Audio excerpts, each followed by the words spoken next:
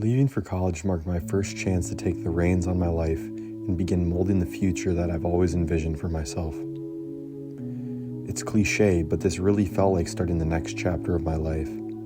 I was going to study hard, make friends, and all the money being spent on my education would be well worth it. The first couple of weeks, I got into a rhythm and everything felt great. Classes were not difficult, and I was spending time with my friends, doing things that I love. It was truly refreshing. I didn't know it at the time, but I was riding high, looking off the beautiful peaks of Mount Stupid.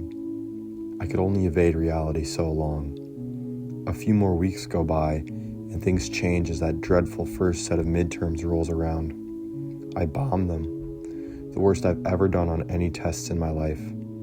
After this, I remember things to be much more gray. The days passed me rather than me passing through them. The reality of my situation began knocking at my door. I had arrived at the college I'd always wanted to go to, but I was now completely without direction. I went to college with the intention of gathering the skills and attributes I would need to pursue a career that fulfilled me, but I had no idea what that was. I was searching around in the dark for something I couldn't name, but I knew mattered. I didn't know what to do and still don't. I had achieved the goal I had set for myself years ago, and when I pulled back the curtain to see what lay beyond, there's nothing here. I'm lost.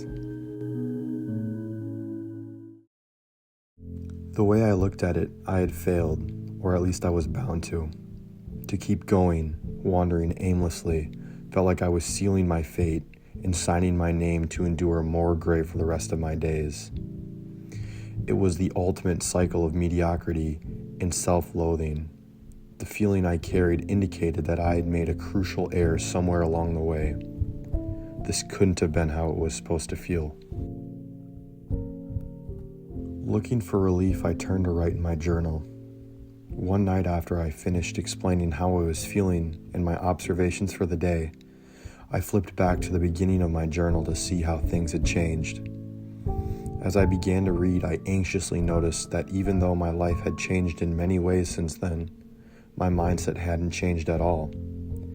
Worries of school, money, relationships, and the future flooded the pages. The themes were uncomfortably tenacious. I know I thought these things with good intent, but I never slowed down enough to really consider what mental weight they added to my life and what they actually meant. Finally, I paused to look for something deeper. The past several years, I've been running, chasing something out in the distance, so focused on what's out there that I didn't even notice I'd become stagnant. I was finally paying attention. The map I'd been using to navigate life wasn't bad and had done a good job at getting me to where I am now. But just as I have grown older, my life has changed and outgrown the old map. This feeling of regret I'd been carrying was not defeat, just a reminder that nothing is forever. There is actually a name for this feeling. Psychologists call it identity moratorium. Identity moratorium comes after you have recognized that what you are doing isn't working before you have implemented new ideas. You haven't failed. You've refused premature certainty. It is uncomfortable as you are removed from the foundations you used to lean on. It will uproot you from your old ways and challenge you to adapt new ones. But more importantly, it's honest. And honesty is often the first thing we feel when we slow down. I can't tell you what's on the other side. It's a bridge that I've yet to cross myself, but I do think it's important that we don't rush through this feeling. It's a moment cultivated for introspection, a challenge to decide where your values truly lie and who you want to be tomorrow. We don't need to have it all figured out right now.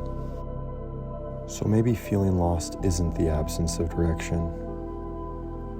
Maybe it's the moment you stop walking a path that isn't yours.